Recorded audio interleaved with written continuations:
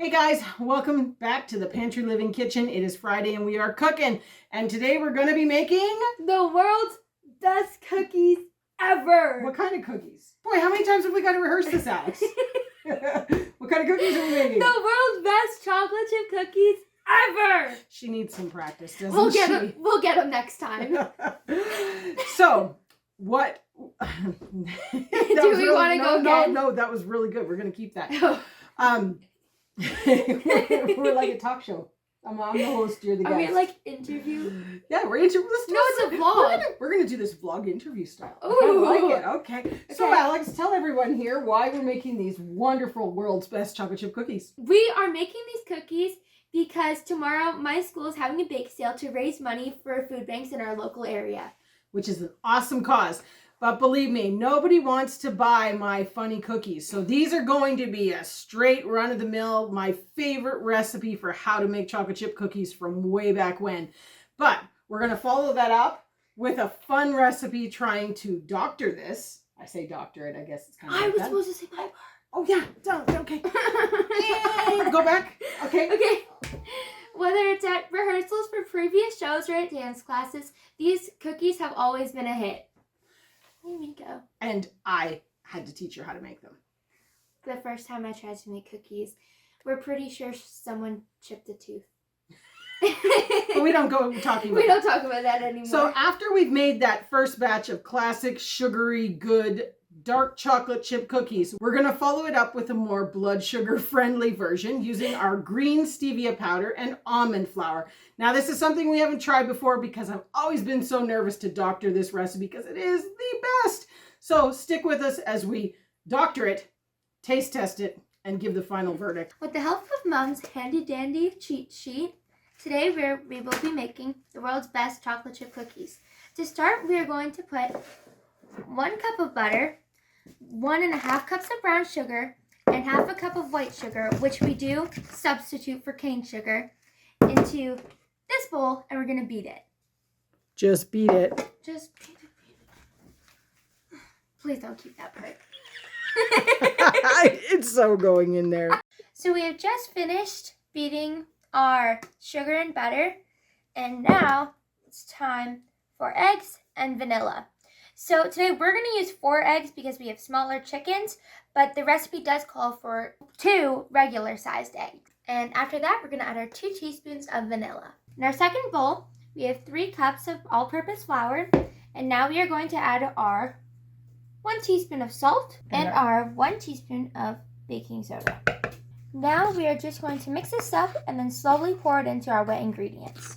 So we've noticed that we always have to use a spatula at the very end because it gets a little bit too thick for the beaters. Something else we notice is that it usually is a little bit too runny for our liking at the end. So we usually add in another 2 tablespoons of flour.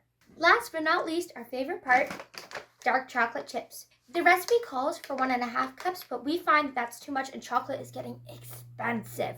So we usually only do a 1.25 cups. With our oven preheated at 350 degrees and our cookie batter all mixed up, it's time for Mom to help me while we use a 1 tablespooner to dish out our cookies. This batch usually makes around 40 cookies. And she has the perfect chocolate chip to dough ratio here. I mean, it is awesome. I'm just going to taste test just in case. Oh yeah, it's good. There's some good cookies. We got to wash our hands first. All right, so Alex has the first batch in, 20 cookies on a tray. We're getting the second one ready. Timer set for 10 minutes, so that's 350 for 10 minutes. Make sure you check them. You might need a little bit longer, but it doesn't usually work that way. So don't overcook them. They'll end up crispy and hard. All right, guys, so Alex has made her sugary, delightful cookies.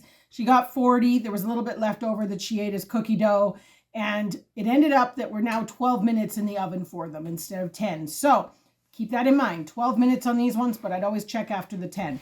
So now we're going to get on to making the healthy version, hopefully, of this. And hopefully it turns out, like I said, this is the first time I've ever done it with the stevia green powder.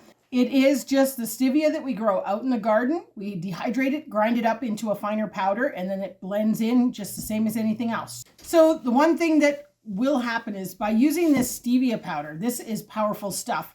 Now I'm halving the recipe, so it calls for a full cup of sugar between brown and white sugar. Now for half batch. Remember, if you want the full batch ingredients, go to the front of this video. So instead of using a cup of sugar, I'm going to use my green stevia powder. So I'm going to put in half a teaspoon of this. I'm going to taste test the dough because I have a feeling, I don't know exactly how much I need to get a nice sweet flavor. But as you know, when you go from 1 cup to only a half teaspoon, or even if we end up putting in a whole teaspoon, you've got a lot of bulk that's not made up there. We're going to put in a 1/3 of a cup of applesauce in order to replace the bulk of that sugar. So wish me luck. We're going to cream our butter, add our applesauce and our stevia. And then once those are nice and blended up, we're going to add 2 silky eggs instead of 1 large egg and 1 teaspoon of vanilla. Then we'll mix up our dry ingredients in our second bowl. So instead of the 3 cups of flour that was used in the original batch, we're going to be 1.5 cups because I'm halving this. So I'm going to be doing 3/4 of a cup of flour and 3/4 of a cup of almond flour, because anything that I make now that involves flour, I always cut it half with almond flour just to save those carb numbers. So let's get going on this. You'll be 1/2 teaspoon of baking soda, 1/2 teaspoon of salt as well into that flour. And then we're going to slowly blend it all together. And hopefully this will make some amazing low carb green stevia cookies. So these just came out of the oven and they look amazing. It's going to be hard not to eat them. So I'm very curious as to how this is going to turn out. It is quite runny at this point, so I'll be interested to see. But one thing I wanted to do is I want to just do a little taste test to see if it has a sweet flavor. I'm worried it's really going to just kind of taste like applesauce, but let's just...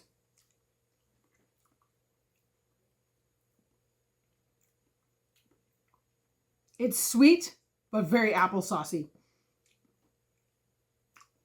Part of me thinks I should add a little bit more stevia. Like I said, this is learning as I go, so bear with me. Let's get my teaspoon here.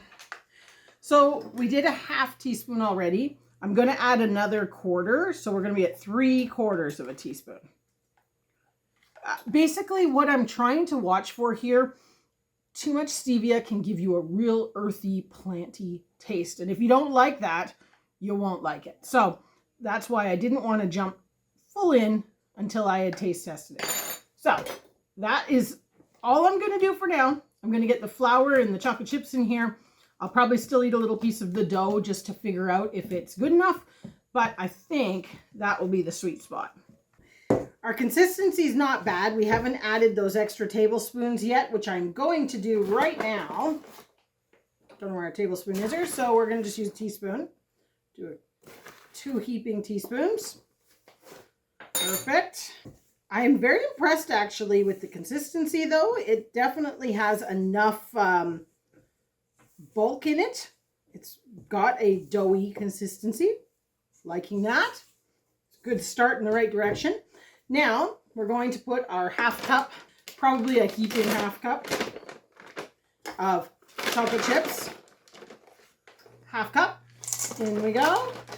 Now I am just going to do a little taste test on the dough here just to see if it is sweet enough.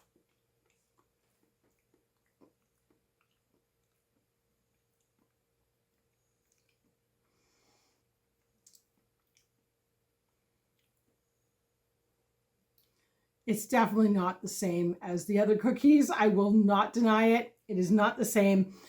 So that 3/4 of a teaspoon is verging on getting a bit of a planty taste to me. So I probably wouldn't go any higher. We're just going to make these and see what they're like when they're cooked and that chocolate moushes out. Definitely curious. I don't think I could go higher than that. It may be a case that when it comes to the cookies, you've got to go a little bit of sugar with a little bit of stevia, you know. It's less, but not no. No different than those low sugar jams that I've been making.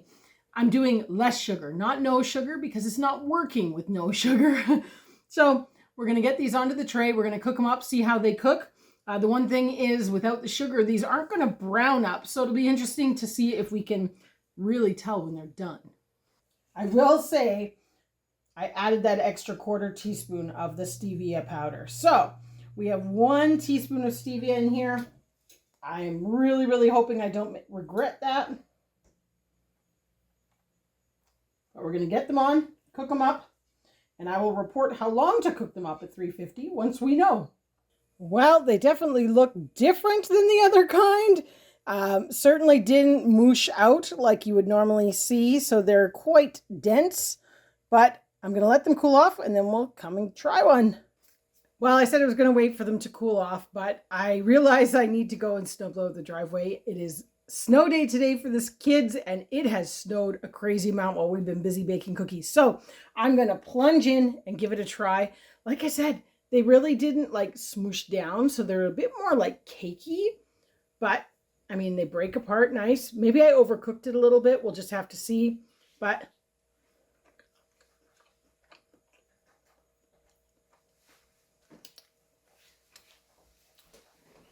okay, you have to temper your expectations because these aren't going to taste like the usual.